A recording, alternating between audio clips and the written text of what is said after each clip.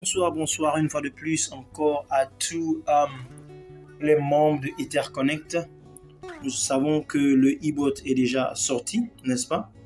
Ici le leader Faustin depuis le Ghana. Je suis dans mon compte en ce moment, dans mon compte de e-bot, n'est-ce pas? Donc on me demandait comment faire pour pouvoir mettre les fonds et pour pouvoir commencer à acheter un bot. Je vous dis déjà qu'il y a plus de 500 bots qui ont déjà été achetés depuis les 4 premières heures de la sortie officielle de la plateforme. Donc, vous venez tout simplement, n'est-ce pas? Vous venez tout simplement ici, n'est-ce pas? Vous cliquez.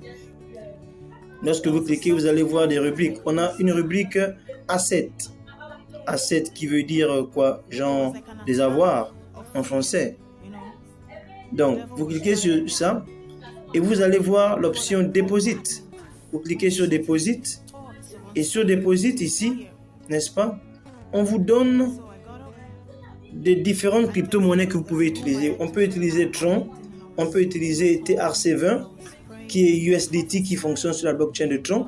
On peut utiliser ERC20 USDT sur la blockchain de Ethereum, BEP20. On peut utiliser Binance Smart Chain, Ethereum, BEP20 et Ethereum. Vous voyez? Donc, tout simplement, on vous demande de sélectionner un coin.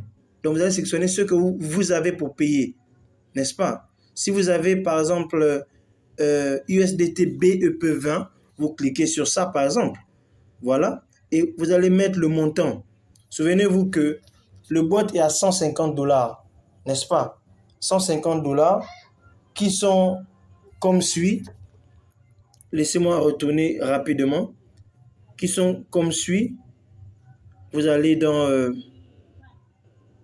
aller dans souscription en haut, en anglais. Vous voyez, on vous dit qu'on a l'activation du bot pour 365 jours, donc une année, $85, n'est-ce pas? Avec, comment dirais-je, des frais de carburant de $15 et puis un montant en ECC de $50. Donc le tout qui font combien? Qui vous font $150. Ça fait 50 plus 15, ça fait 65. 65 plus 85, ça donne $150. Ça veut dire que vous allez mettre $150 dans votre compte ou plus. Parce que souvent, peut-être avec, comment ça s'appelle, les frais, bien, vous ne voulez pas que ça descende. Mais avec USDT, on sait que le dollar est stable. Donc, vous devez mettre au moins $150, n'est-ce pas? Donc, vous revenez dans Deposit, n'est-ce pas? Dans Deposit, vous avez 1, 2, 3, 4, 5, 6, 7 manières de pouvoir mettre vos fonds. Vous sélectionnez tout en bas. Quand vous sélectionnez, par exemple, si j'ai seulement des Smart Chains, par exemple, j'appuie sur BEP20, BNB, n'est-ce pas? On me demande le montant, disons, $150 par exemple. Je tape et je vais à Next, qui veut dire au suivant. Annexe au suivant. Ce qui va se passer, c'est qu'on va me demander soit de scanner, n'est-ce pas? Soit de scanner ici, ou encore de copier. Donc, nous, on va cliquer sur copier, n'est-ce pas? On va cliquer sur copier ici. Voilà. Donc, quand j'appuie sur copier, l'adresse va sortir et le montant que je dois payer, en fait. Voici, l'adresse est là. L'adresse où je dois envoyer les sous sont là. Je dois copier. Et le montant que je dois envoyer, c'est là, en BNB. Ça fait 0,37 4074, par exemple.